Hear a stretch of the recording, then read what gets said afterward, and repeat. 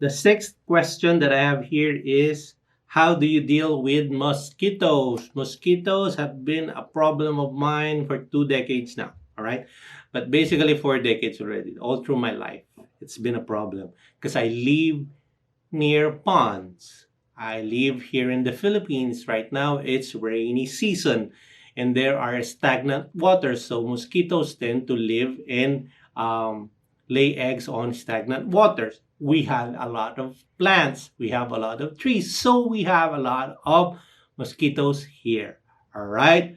But here is how I deal with mosquitoes. First advice that I would give you is have plants that are hated by mosquitoes. I heard eucalyptus plants are hated by mosquitoes.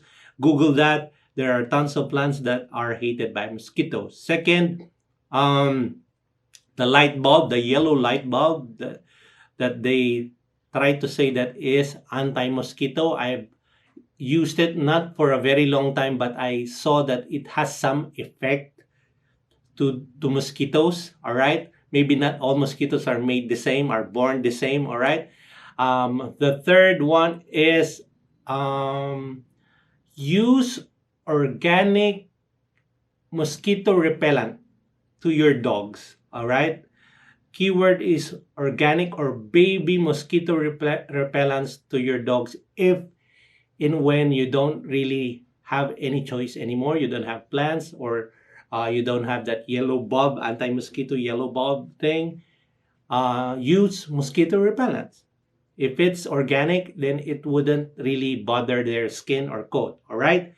And fourth would be the one that is being sold in handyman, do-it-yourself shops. The one that is so irritating to your ears that keeps on when there's a mosquito being caught inside the light because the light bulbs attracts insects, and every insects tend to be attracted to that light, and if they get near, they get sucked in and they get killed. And there is one more new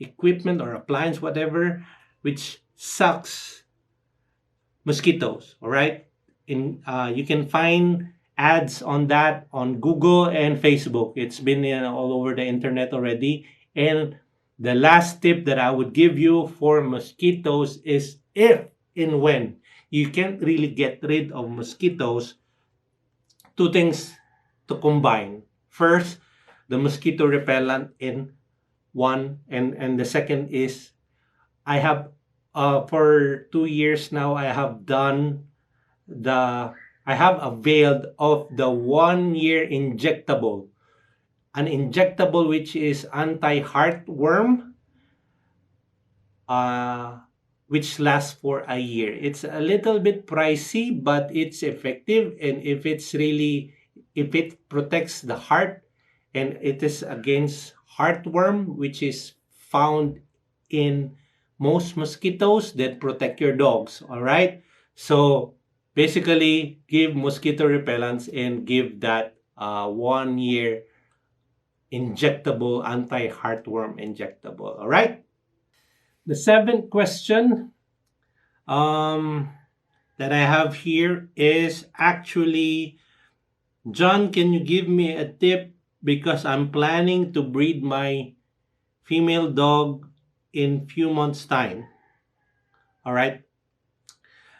Of course, I've talked about how to prepare your female dogs, how to breed, and how to do a lot of things. But here's one, I would say again, unconventional tip that I would give you. One tip that I should give you is never. All right, let me clear that. If you plan to breed, if you have a female dog, never baby them if you plan to breed them. When I say baby them, is always put them beside you, sleeping beside you, living inside your house and always being with you, always giving in to his or her demands. These dogs, yes, they are our daughters and sons. But if you plan to breed this female dog, don't baby it too much. Why? Because once, all right, here in the Philippines, or most in Asia, or probably other places in the world, what we do here is we try to send our female dogs to the house or the yard where the stud is located. All right. For example, a female dog goes to my house because they would avail probably of a stud probably for from blur. And my problem is if your female dog is too spoiled because you baby it too much, they tend to be very protective and anxious. If they get anxious during nighttime, they bark all night. If they get overly protective because they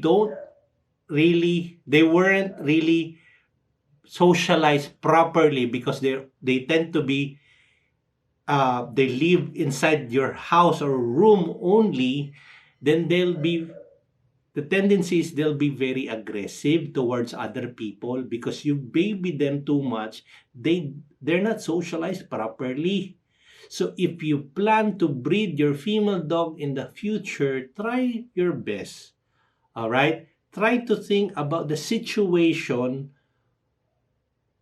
What will happen if my female dog lives for a week in another man's house? Will there be problem? But I'm telling you right now, there are a lot of problem. The shooter will have a problem. The vet will have a problem. I will have a problem because I can't feed your dog properly. Or worst thing is if they get anxious in a place they're not familiar with, they get stressed, then it might affect the pregnancy, all right? Or their chances of getting pregnant. So don't baby your female dog too much if you plan to breed them, all right? The eighth question that I have here is, can you over exercise your dog? Yes, you can. Keyword over. Everything in moderation. I always believe that everything in moderation, especially for our breed of choice, the American Bully. The American Bully is a heavy breed. All right, it's a heavy breed, especially during adulthood. All right, there are times when they get too much rowdy if they're running around, if they're jumping around too much. There is a tendency that they might suffer an injury, a torn ACL. Torn ACL is common with athletes, basketball players, football players, all right? But it also happens to dogs. So I have experienced that with one dog of mine. When he arrived with me, the first time he was probably 4 months old, he had this perfect angulation. Um, he has tons of drive. So being a newbie, I was so excited, and not just being a newbie, but being someone who owns a dog, you love to see your dogs playing around, right? Yes, uh, they play fetch, they jump around, they bite the spring pole, they do everything, and you're proud of that. But the thing is, because of its weight, uh, uh, whenever they jump and then they land, there is a tendency that they might tear their ACL. So one time, the dog of mine, all of a sudden, when I'm trying to stack it, I can't see. All I see now is a weak stifle. So for the longest time, maybe from 4 months old, the day he came until probably 7, 8 months, I saw the perfect angulation and perfect structure, but definitely something happened to its stifle or its leg. I'm not a vet, but really something was wrong. Um, I would assume that it tore its ACL or a ligament or whatever. All right. So yes, there are cases where exercise exercising too much is bad for your dog. All right. The ninth question that I have here is, what is the best floor setup to use for our dogs? This is only my opinion and based on my experiences. My first one, I have four. First one would be tile setup. Second would be hardwood. Yes, I said that. Hardwood. Number three would be plastic matting. And number four is the sealed or poured or textured concrete. All right. Why tiles? Because there are wide variety of choices, different types of tiles. Please use the non-slippery ones. We don't want our dogs to sleep always. Uh, we don't want our dogs slipping always because it tends to create a weak leg. Their legs tends to be weak, especially if it's a puppy. For show people, for the longest time, I have heard that hardwood as a floor setup is the best one. Um, as long as you choose the wood that is so tough and not too slippery. Don't put varnish, of course, but wood is good. If you can afford the cork type of wood, I know there are cork, cork, right? The one they use on wines. They sell that on a bigger, of course, a bigger one, elongated, rectangle, or square type of cork. And that is good because it's not slippery, it's soft on feet, and yeah, it's basically an alternative to wood. All right.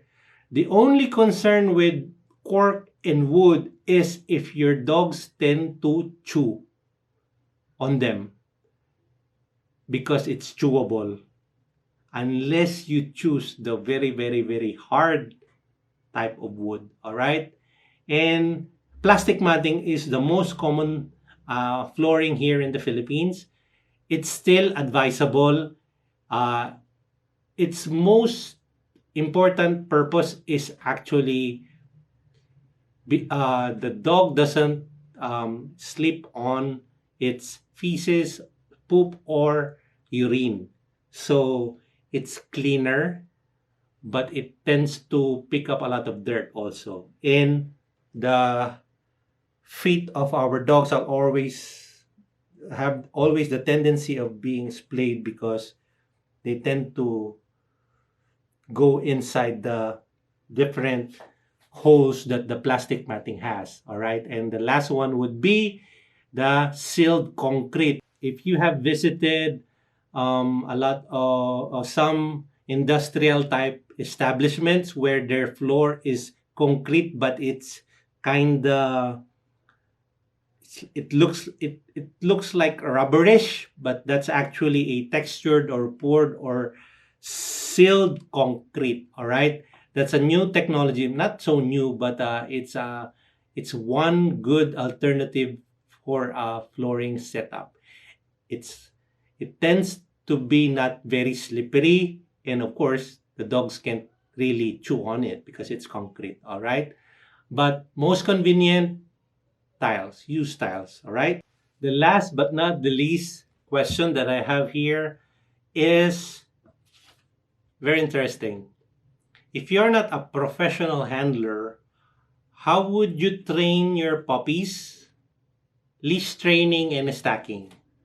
Great question. I can relate 100% because I'm not a professional handler, all right? I can handle dogs, but I'm not a professional. Not near professional level, all right? But here's how I do it, okay? How I do it is if I have a 2-month-old or 3-month-old puppy completely vaccinated, take note of that. They should be completely vaccinated first. I try to uh, put a light leash on their neck, probably a cord type, not the choker type at first, 3 to 4 times a week. And I try to put them, let them play on our garage, on the terrace, or sometimes on the road. That's why it's important they have vaccine, because I try to put them on the road already on with that leash on their neck. What happens is that it becomes second nature to them having that leash on their neck, because the primordial problem of having a leash on a puppy is that's a foreign object to them. And especially for us not professional, we try to pull them using that leash, right? They get shocked. They get traumatized by that pull, especially if you're using choker. So what you must try to achieve first is have it become a second nature to them having that leash on them. That's so probably in a week or two of doing that, that leash is already part of them whenever they come out. And they get excited wearing that leash because it's a part of, because their mindset is, oh, I'm going out this time. They're putting a leash on my neck. This is part of my routine already. All right? So they won't uh, feel like that is a foreign object. It's part of their routine already on a daily basis. If you can do it on a daily basis, and that's better. If you can do it 4 times a week, that's better. That's fine. All right. And secondly, for stacking is similar um, rational with the leash training. What you do is during the leash training, uh, try to stack them, right? Because they're still small, try to stack them and try to, of course, hold their head, put in place in their proper place the legs, front legs and their hind legs, all right? Once you do that, even though they don't follow your command or they don't do it the right way during the first 10 times, try to tell them good job or good boy or good girl.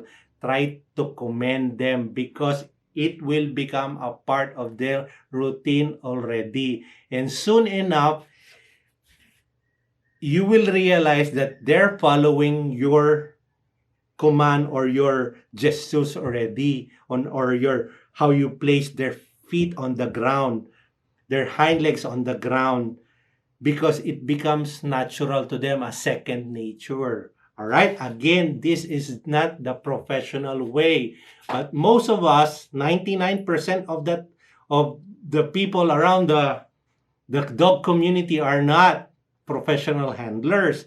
So how you do it is actually mindsetting.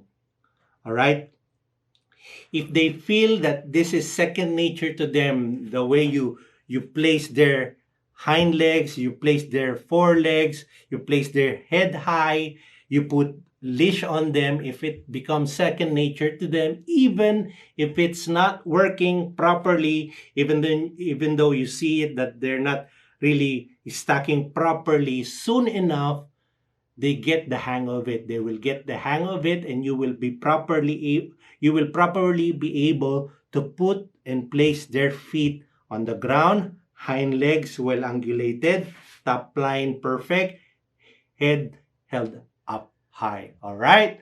I hope that helps.